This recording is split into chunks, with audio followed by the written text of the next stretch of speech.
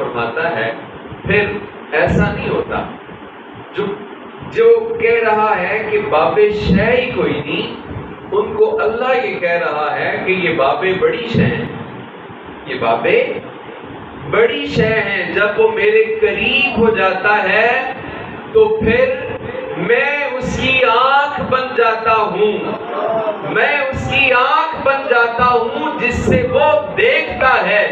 یعنی دیکھنے والی آنکھ تو اس کی ہوتی ہے، لیکن اس آنکھ کے پیچھے جو بصارت ہوتی ہے وہ میری ہو جاتی ہے۔ تم کہتے ہو یہ بابا شے ہی کوئی نہیں، اور تم کہتے ہو بابے شے کوئی نہیں۔ اللہ کہتا ہے میں اس کے کان بن جاتا ہوں جن سے وہ سنتا ہے۔ چونکہ کان اللہ بن گیا ہے، اب وہ قریب بھی اسی طرح سنتا ہے اور دور سے بھی اسی طرح سنتا ہے، کیونکہ کان اگرچہ اس کا ہے لیکن سننے کی صلاحیت اللہ کی ہو جاتی ہے۔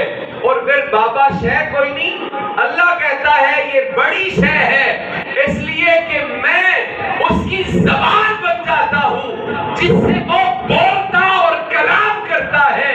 اس لیے کہ وہ زبان اس بندے کی ہوتی ہے، لیکن اس کے پیچھے جو کن کی طاقت ہوتی ہے وہ میری ہو جاتی ہے۔ اس لیے وہ جو بھی کہتا ہے میں وہی کر دیتا ہوں۔ اور تم کہتے ہو بابا شے کوئی نہیں، یہ بابے اللہ کے ہاں ایسی عزت رکھتے ہیں کہ اللہ فرماتا میں اس کا ہاتھ بن جاتا ہوں جس سے وہ پکڑتا ہے، یہاں تک کہ میں اس کے پیر بن جاتا ہوں جن سے وہ چلتا ہے۔ تو یہ بابیں امام بخاری کہتے ہیں بڑی شے۔ امام بخاری بھی بابا ہی تھے نا، وہ بھی ہمارے نزدیک تو بزرگ ہیں، اللہ کے ولی بھی ہیں، امیر المومنین فی الحدیث ہیں، وہ بھی بابے ہی ہیں۔ تو جو بابوں کو نہیں مانتا پھر امام بخاری کی کتاب بھی نہ پڑھے، وہ بھی تو بابے ہی تھے۔ امام بخاری کتاب سامنے رکھ کے بابوں کو باتیں کرنے والا وہ ذرا اس کو پڑھ کے بھی دیکھے، صرف سامنے نہ رکھے۔ امام بخاری تو کہتے ہیں کہ نبی صلی اللہ علیہ وسلم نے فرمایا، اللہ فرماتا ہے من عاد لی ولیا فقد اذنتہ بالحرب، جس نے میرے ولی سے دشمنی کی میں اس کے خلاف اعلان جنگ کرتا ہوں، میں اس کے خلاف اعلان جنگ کرتا ہوں۔ تو بند کمرے میں بیٹھ کر اپنے چند شاگردوں کے سامنے باتیں کرنا یہ سوکھا کام ہے، یہ بڑی آسان سی بات ہے۔ اپنے ہم خیال لوگوں کے سامنے جس طرح کی مرضی باتیں کر لی جائیں، لیکن حقیقت سے آشنا ہونا چاہیے، بے حقیقت اور اندھی باتیں نہیں کرنی چاہیے۔ میں نے ایک کلپ سنا، اس میں وہ صاحب حضور شاہ نقشبند رضی اللہ تعالی عنہ نقشبندیوں کے تاجدار کی ایک تذہیر کر رہا ہے۔ کہتا ہے وہ جو آپ کی کرامت ہے کہ آپ کی مریدنی تھی چھوٹی بچی تھی مریدنی، اور اس کو کافروں نے سزا دی، اور سزا کے طور پہ اسے وہ قلعے کے مینار پہ لے گئے اور مینار سے اس کو نیچے گرایا تاکہ گرے گی اور پڑ جائے گی۔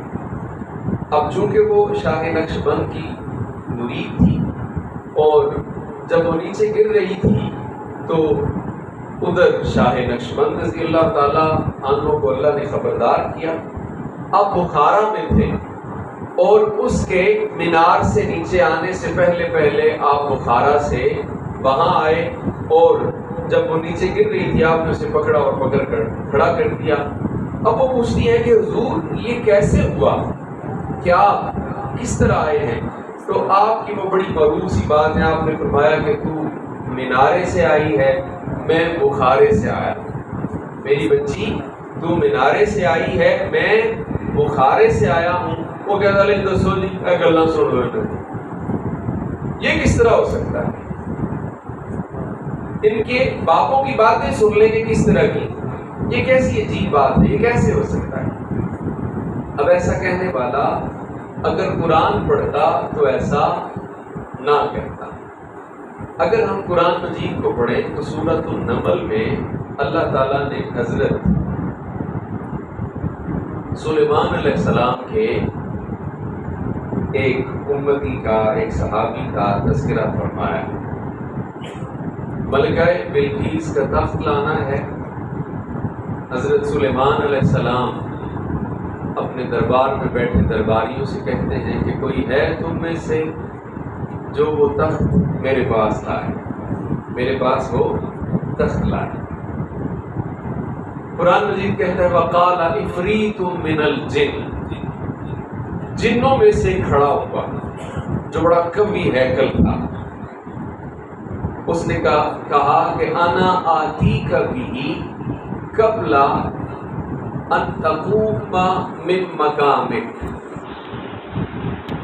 اللہ کے نبی میں یہ طاقت رکھتا ہوں کہ میں وہ لا سکتا ہوں جلدی، میں وہ جلدی لا سکتا ہوں۔ کتنا جلد لاؤ گے؟ کہنے لگا کہ ابھی آپ اپنی جگہ سے کھڑے نہ ہوں گے، اپنے تخت سے جس پر آپ بیٹھے ہوئے مسند پہ، اس سے آپ کھڑے نہ ہوں گے، وہ تخت آپ کی بارگاہ میں حاضر ہو جائے گا۔ میں اس میں طاقت رکھتا ہوں۔ حضرت سلیمان علیہ السلام نے فرمایا نہیں، یہ تو بڑی دیر ہو جائے گی، یہ تو بڑی دیر ہو جائے گی کہ میں کھڑا ہوں گا اور میرے کھڑے ہونے سے پہلے آئے گا، یہ تو بڑی دیر ہے، مجھے اس سے بھی پہلے چاہیے۔ اب جن ہاتھ جوڑ کے تو کہتا ہے حضور پھر اس سے جلدی نہیں ہو سکتا، میں سب سے جلدی لاؤں تو اتنی دیر میں کہ آپ کھڑے نہیں ہوں گے، اس سے زیادہ جلدی نہیں ہو سکتا۔ اب جب جن ہاتھ جوڑ گیا، بیٹھ گیا، تو پھر قرآن مجید کہتا ہے وقال الذی عندہ علم من الکتاب، اب وہ آدمی کھڑا ہوا، جن نہیں، وہ بندہ کھڑا ہوا، انسان کھڑا ہوا، وہ اللہ کا ولی کھڑا ہوا، حضرت سلیمان کا صحابی کھڑا ہوا، جس کے پاس تھوڑا سا علم تھا کتاب کا۔ عندہ علم من الکتاب، قرآن کہہ رہا ہے اس کے پاس کتاب میں سے کچھ علم تھا، تھوڑا سا علم تھا۔ کون سی کتاب ہے؟ کون سی کتاب ہے؟ زبور۔ کون سی کتاب؟ زبور۔ زبور کا تھوڑا سا علم ہے، لیکن زبور کے تھوڑے سے علم کی روحانی طاقت یہ ہے کہ جن ہاتھ جوڑ گیا ہے، وقال الذی عندہ علم من الکتاب، اور وہ شخص جس کے پاس زبور کا تھوڑا سا علم ہے، وہ کہہ رہا ہے کہ اللہ کے نبی فکر نہ کیجئے، میں لاتا ہوں، اور کب لاتا ہوں؟ انا آتی کبھی ہی، آپ کی خدمت میں وہ تخت پیش کرتا ہوں، قبل ان یرتد الیک طرفک، آپ آنکھ بند کریں اور کھولیں گے نہیں، وہ تخت آپ کی بارگاہ میں آ جائے گا، وہ تخت آپ کی دربار میں حاضر ہو جائے گا۔ آنکھ بند کر کے کھولیں گے نہیں، تخت پہلے آ جائے گا، تخت پہلے آ جائے گا۔ اب یہ کون ہے؟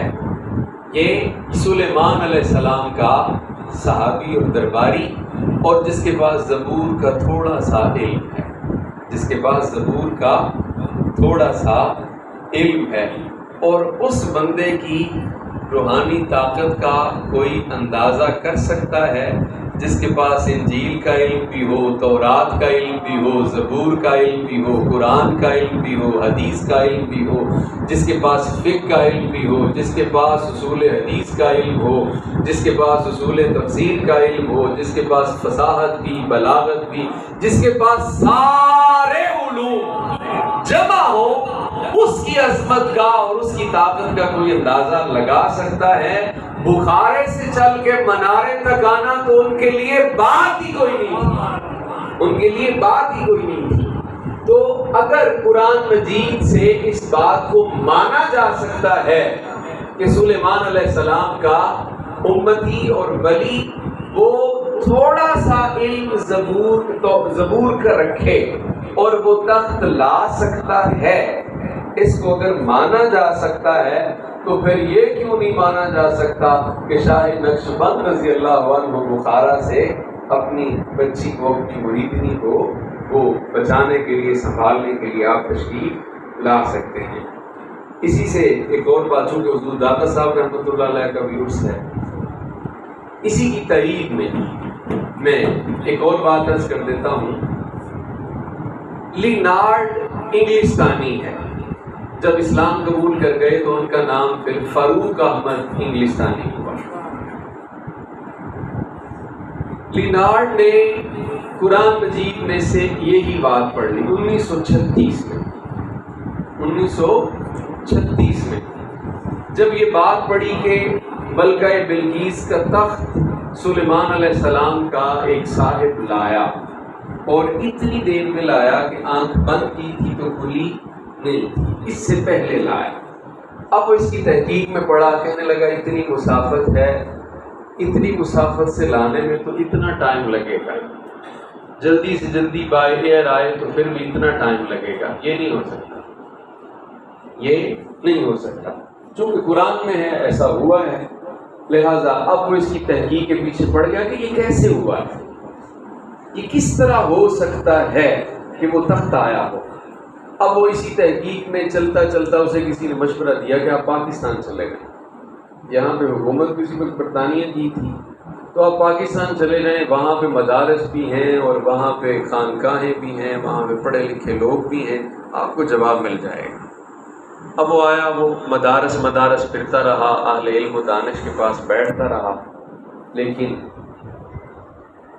قال والے لوگ حال کی باتیں تو نہیں جانتے، وہ تو علم سے اسے سمجھاتے رہے کہ یہ کرامت ہے، اور کرامت وہ ہوتی ہے ایسی چیز جو عقل میں نہ آئے اور وہ کسی ولی کے ہاتھ پہ، کسی مومن کے ہاتھ پہ ظاہر ہوتا ہے تو وہ کرامت ہے۔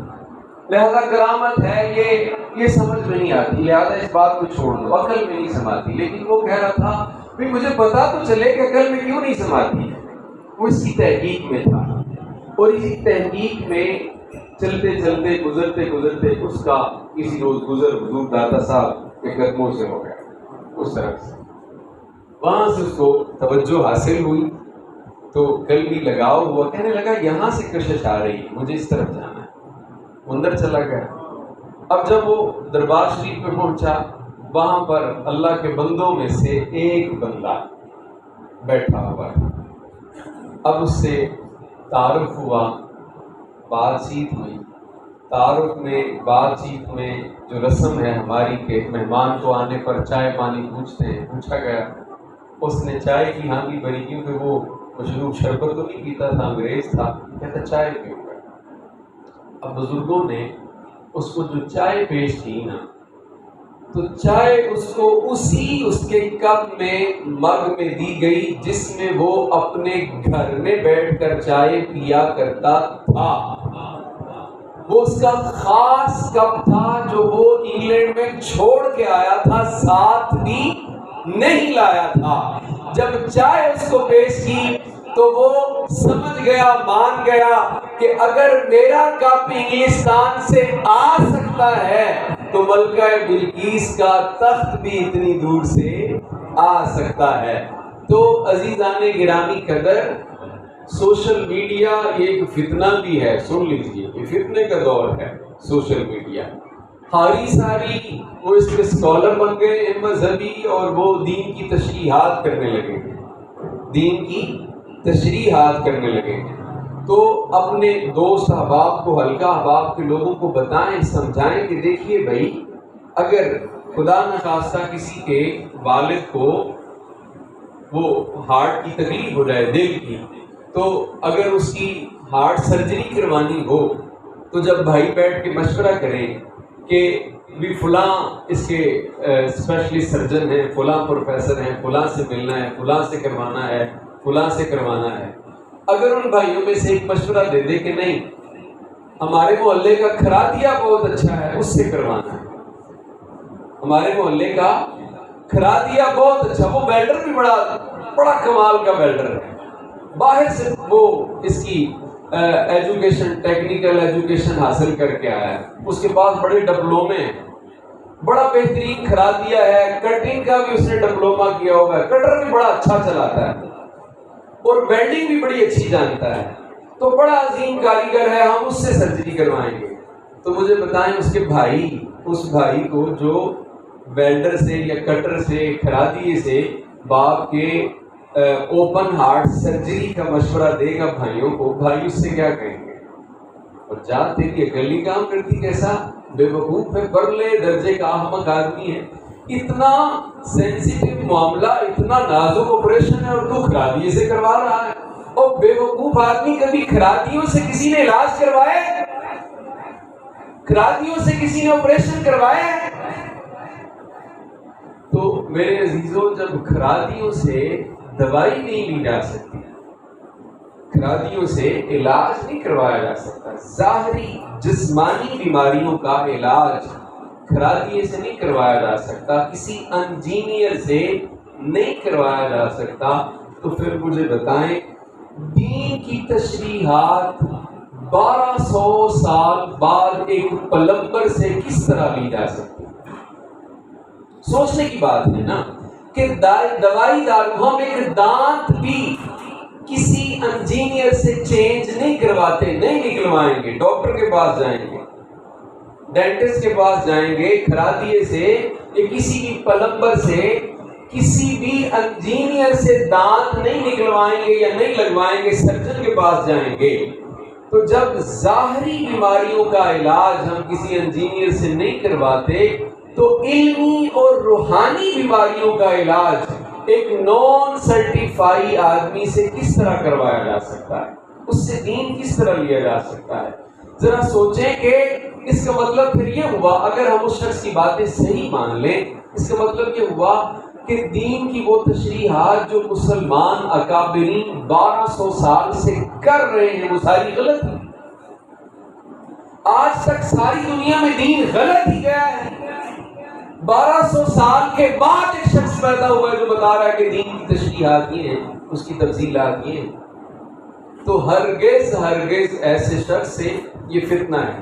میں کبھی کبھی جب مرزا قادیانی کو ختم نبوت کے معاملے میں پڑھتے ہیں تو بڑا حیران ہوتا ہوں کہ لوگ کس طرح مانتے تھے اس کو، اس کی باتیں لوگ کس طرح سن لیتے تھے، یا اس کو نبی اور پیغمبر تسلیم کس طرح کر لیتے تھے، اس کے بہکاوے میں کیسے آ جاتے تھے۔ اب سمجھ آ رہی کہ لوگوں میں تو عقل ہی نہیں ہوتی، لوگ دین کے بارے میں تو سوچتے ہی نہیں، باقی ہر چیز سوچ کے کریں گے، دین کا معاملہ سوچ کر نہیں کریں گے۔ دین اندھے سے بھی لے لیں گے، پاگل سے بھی لے لیں گے، بہرے سے بھی لے لیں گے، اور پرلے درجے کے جاہل سے بھی دین لے لیں گے۔ دوائی کسی جاہل سے نہیں لیں گے، مشورہ کسی جاہل سے نہیں لیں گے، دین جاہل سے لے لیں گے۔ بھئی جو بندہ سرٹیفائی ہے ہی نہیں کسی بھی انسٹیٹیوٹ سے، وہ فارغ و تحصیل نہیں ہے، کوئی اس کے پاس سرٹیفکیٹ نہیں ہے، کسی نے اس کو اس کا مجاز نہیں قرار دیا کہ وہ دین کی تشریحات کر سکتا ہے، تو پھر ایسے شخص سے دین کی تشریحات لینا کیوں جی ہے؟ میں نے یوٹیوب پہ سنا تھا، بڑا اچھا لگا جی مجھے کلپ، کیوں کہ یہ باقیوں سے جدا ہے۔ بعض کہتے ہیں جی یہ اس لیے اچھا ہے کہ یہ نہ اہل حدیثوں، نہ دیوبندیوں، نہ شیعوں، نہ بریلیوں کو معافی دیتا ہے، سنیوں کو، یہ ساروں کو رگڑا لگاتا ہے، اس نے نئی بات شروع کر دی۔ تو اس کے درست ہونے کی یہ ضروری تو نہیں کہ علامت، درست ہونے کی علامت ہو کہ جو ساروں کو غلط کہہ رہا ہے وہ صحیح ہوگا، جو ساروں کو غلط کہہ رہا ہے وہ خود صحیح ہوگا، یہ کس طرح ممکن ہے؟ تو عزیزان گرامی قدر، اس سے بچیں، سوشل میڈیا بھی ایک فتنہ ہے، اس سے بچیں۔ اگر کسی بھی اسکالر کو، اسپیکر کو، علامہ کو، مقرر کو آپ نے سننا ہے تو سننے سے پہلے یہ پتہ کر لیں کہ واقعتاً یہ اتھارٹی ہے، اس کو سنا جا سکتا ہے، اس سے دین لیا جا سکتا ہے۔ اگر دیکھیں ایسا ممکن ہوتا کہ ہر کوئی بندہ گھر میں بیٹھ کے قرآن مجید سے تشریحات کرنے لگتا اور احادیث سے وہ مسائل اخذ کرنے لگتا، اگر اتنا آسان ہوتا تو پھر مدارس والے پہلے 7 سال تک وہ صفوں پہ رگڑتے رہتے ہیں، طلباء کو رگڑ کے صفوں پہ 8ویں سال میں جا کر پھر وہ بخاری کو اور صحیح مسلم کو اور دیگر کتابوں کو ہاتھ لگانے دیتے ہیں۔ وجہ کیا ہے؟ وجہ یہ کہ پچھلے 7 سالوں میں انہوں نے وہ سارے علوم سکھائے ہیں جن کے ذریعے سے بخاری سمجھ آئے گی، جن کے ذریعے سے بخاری پڑھی جائے گی، جن کے ذریعے سے بخاری کو پڑھایا جائے گا، جن کے ذریعے سے بخاری کو سمجھایا جائے گا۔ پہلے وہ سارے علوم سکھائے، پھر اس کو بخاری پڑھنے کے لیے دی۔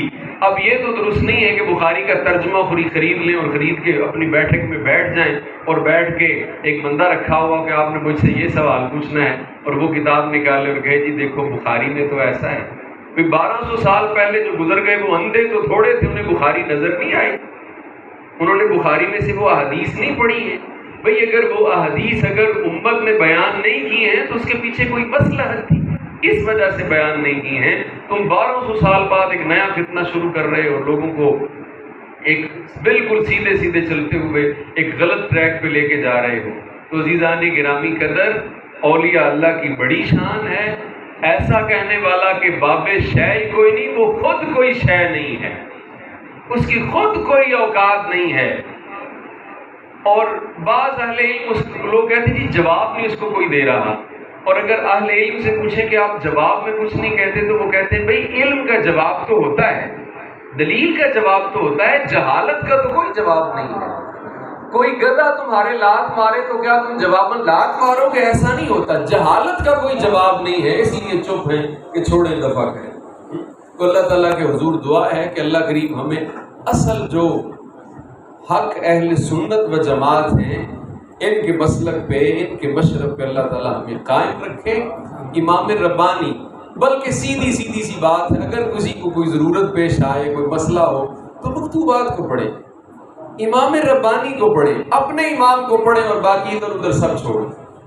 مکتوبات امام ربانی کو پڑھیں، اس میں آپ کی رہنمائی ہو جائے گی، ہر معاملے میں رہنمائی ہو جائے گی. تو اللہ تعالیٰ اہل اللہ کے ساتھ ہماری نسبت کو قائم رکھے اور اللہ اسی نسبت پر استقامت دے، اسی نسبت پر اللہ موت دے، اور اسی نسبت پر اللہ بروز حشر جمع فرمائے، کھڑا کرے.